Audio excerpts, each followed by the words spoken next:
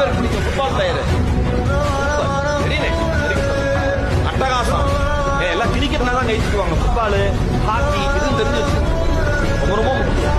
அவர் சொன்னாரு 900 கோல்ஸுங்கிறது என்னோட இப்ப கொஞ்ச நாள்ல வந்துருவேன் அச்சீவ் பண்ணி 1000 கோல்ஸுங்கிறது ஒரு டார்கெட். என் வாழ்க்கையில என்கிட்ட எதுவுமே கிடையாது. வாழ்க்கையில எதுவுமே கிடையாது. ஆனா 11 வயசா இருக்கிறப்ப என் மனதிற்குள் நானே உறக்க சொல்லிக்கிறேன். என் மனதிற்குள் நானே உறக்க சொல்லிக்கிறேன்.